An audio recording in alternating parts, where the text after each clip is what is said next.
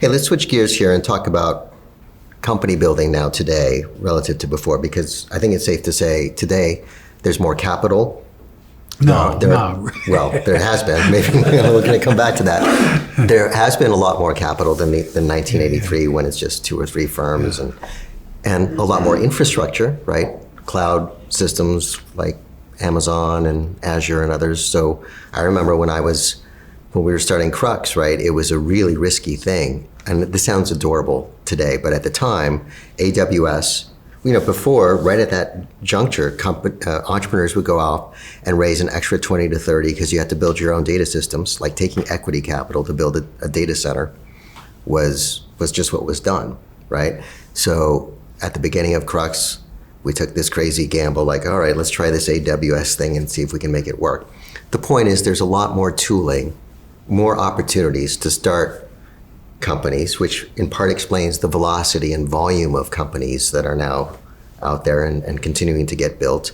So I'm just wondering if you could say a little bit about how those changes, what do those changes mean for management teams and company builders here at Superset, right? What are the kinds of habits and capabilities you need? How do you do your 100 push-ups? What are the main things that you need to do to be successful when things seem to move so fast, right? The things that used to unfold in 9 months now in our shop, it seems can just unfold in 9 days. Like competitors move so much more quickly. Investors are pouncing. What does a company builder do? Yeah, well, while the clock speed in a very ebullient financial market picks up, I don't think the fundamentals in the business pick up. And what is generally not recognized certainly by the press, is that it's all a supply question. Venture guys think they're important, the entrepreneurs think they're important, but by the way, you're just cogs in the wheel, and there'll be X number of new opportunities created by the technology and the changes in social norms or something, and that's it, and you're just cogs. Now there are better cogs and worse cogs, but you can't change that number. Now, if it was in the Soviet Union, the Apple phone would have been invented. It just would have taken another 50 years. So this incredible process of entrepreneurism in the United States that so accelerates the exploitation of these opportunities is just one of the most powerful things in the world. You see some of these big companies working on these projects and nothing gets done despite $1 billion spent,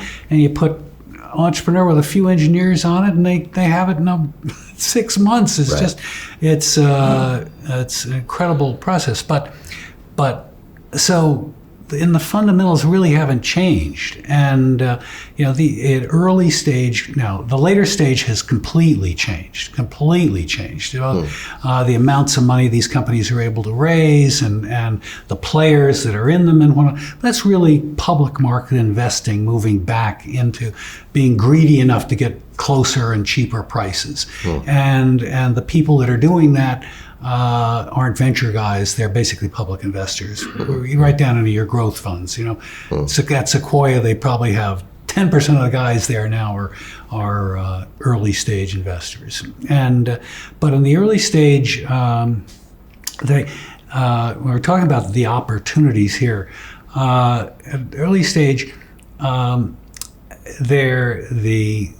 challenge the entrepreneurs have is these are experiments. And you're trying to find supply of these new ideas. And so the key thing is to treat them like experiments, understand they're experiments, and have extremely fast learning processes.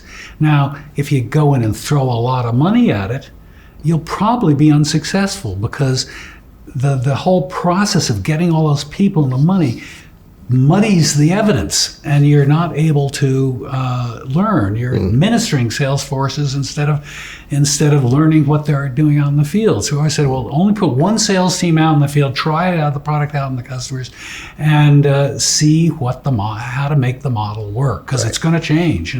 And if you put 10 out in the field, you can't tell what's working, what's not. And so the care of the experiment at the beginning, I say, hasn't changed one iota in terms of the lessons of doing that. The later stage and the ability to fund these things is a totally new phenomenon, and they're different people, more money, but they're just plain different. I was just looking at a fund, and they had established 23 offices in the last 4 or 5 years around the world, but they were basically doing copycat deals, like in all these markets, Nairobi and whatnot, copycats of U.S. deals. So they'd solve a supply problem. They didn't have a supply problem. They created, so they actually have a lot less risk than doing it in Silicon Valley, where you really are conducting an experiment to feel out where the next supply is, and it's much riskier.